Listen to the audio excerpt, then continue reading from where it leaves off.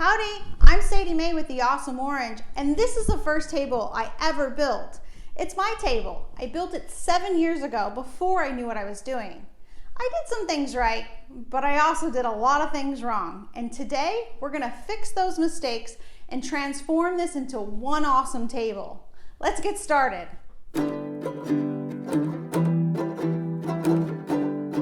A big thank you to 3M for sponsoring this video. 7 years ago, I quit my job and had no idea what I was going to do with my life. But I had a friend who was going to look for some barn wood to build himself a dining room table. So I tagged along and ended up buying this wood. It is reclaimed flooring from the Pabst Blue Ribbon factory, and I just couldn't pass it up. I had the lumberyard straight edge the sides, and I borrowed some old orange pipe clamps from my father-in-law, and the rest is history. So what did I do right? I rotated the grain. Smile up, smile down, smile up. What did I do wrong? Pretty much everything else. When gluing up the top, I think I might have over-tightened the clamps, causing this one end to bow up. And then I had no idea how to attach the top to the base. I had never heard of tabletop fasteners at this point, so I ended up going with a cleat method. I screwed a piece of wood to the apron and then screwed that into the tabletop. And while this made a table, it didn't allow for any wood movement. And as you can see, the top has become a bit wavy. Needless to say, my table needs some love. So let me put on my work boots, take it onto the shop, and make it awesome.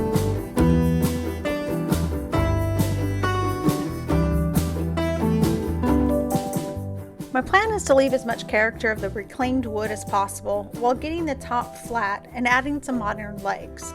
To start, I'm going to completely take it apart using my track saw to cut along the old glue seam. Then I'm going to take those pieces to my jointer and mill two sides, one face side and an edge side.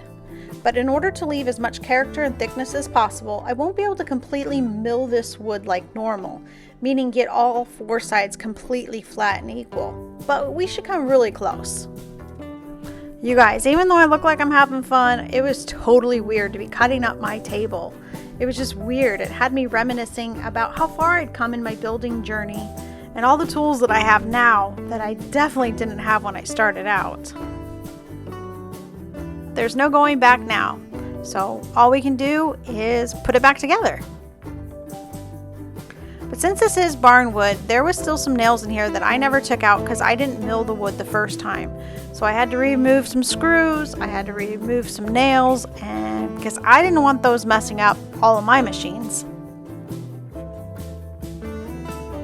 With all the metal out, it's time to take these over to the jointer. And you'll see me here, I'm just trying to figure out which side I want to plane because that's probably going to be the side that I take most of the material off of. So once I pick that out, I'm going to run that through the jointer, hopefully only one time, at the most 2 times, because again, we're trying to leave as much character as possible.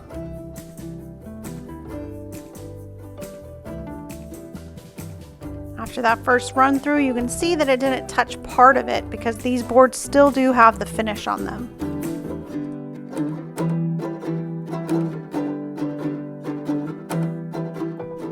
Then after the second run through, when I had the board nice and flat, I went ahead and edge jointed the side. So I had a 90-degree edge from that face side that we did and the edge side. Then I went ahead and continued doing that with all the rest of the boards, checking them individually, just making sure which side I wanted up, which side I wanted down, and that everything was going to go together well.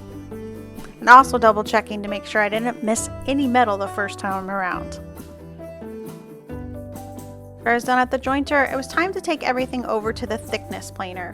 So this one is using that flat side we made on the jointer face down, and we're taking material off the top here to make sure everything's the exact same thickness. Then I'm going to take it over to the table saw and we're going to rip these so they're all the same width and we have a flat 90 edge parallel to that one we made on the jointer. Alright, now for the fun part. We get to figure out how we want to put this thing back together.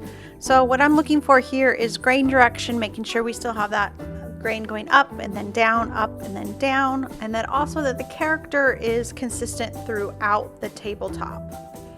And For this tabletop, since we are going with the short planks instead of long ones, I'm going to go ahead and glue this up into 2 sections. That'll give me more time to make sure everything stays flat during the glue up process.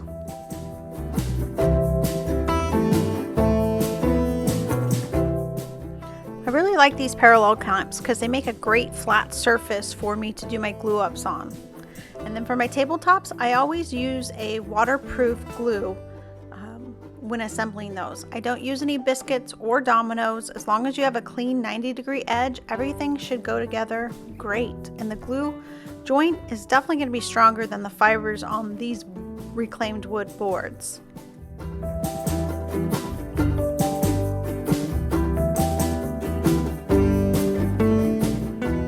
After each glue up, I always make sure that I wipe off any excess glue. It just makes cleanup down the road much easier. I also like to scrape my glue lines again just to make cleanup so much easier down the road.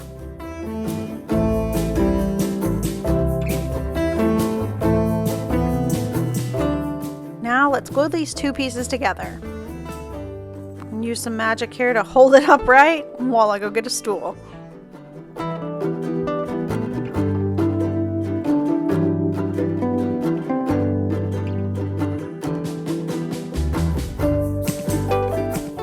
Since this tabletop is about 72 inches wide, I don't have any clamps or pipe clamps that long anymore like I did when I first glued it up. So I'm going to use a trick here with my parallel clamps and clamp them to one another, and that'll squeeze those 2 together. Each of these are 48 inches long, so plenty of room to get this connection here. And every successful glue up calls for a happy dance. And then once the glue was dry, I went ahead and trimmed up the edges. Alright, it's time for sanding. I'm going to be using 3M Extract Cubitron discs. This is my first time using these. It's their new line of abrasives that are designed with the legendary 3M precision shaped grain technology, providing the industry-leading cut rate and prolonged abrasive life. And we're going to be putting it to the test because some of this reclaimed wood still has some finish on it.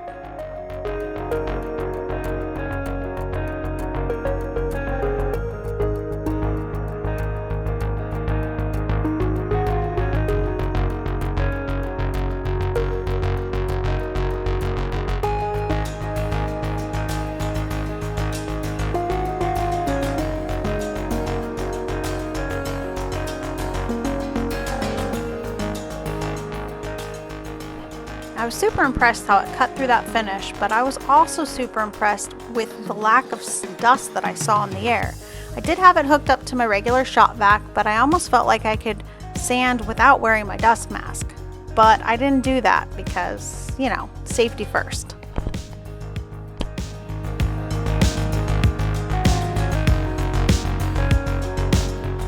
Okay, let's flip this table over and get the other side sanded. Here's a 120 grit sand disc before using it.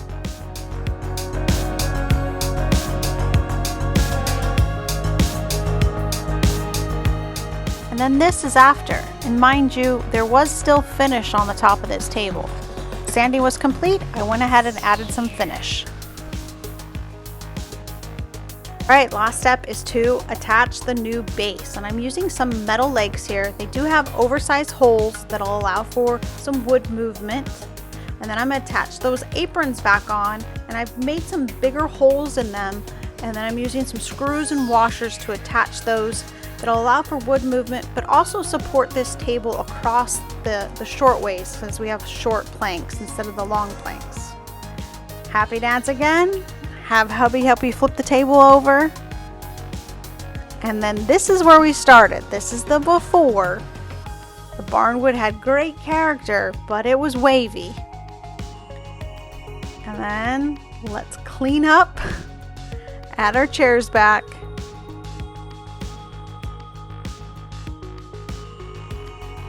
And this is my new table.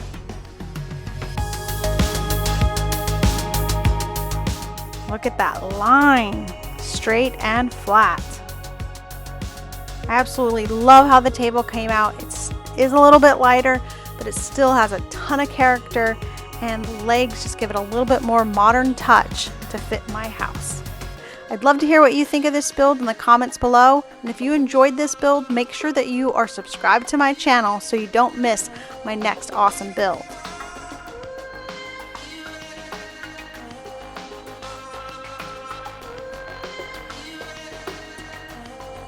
Remember, build loud, build wild, and have an awesome day.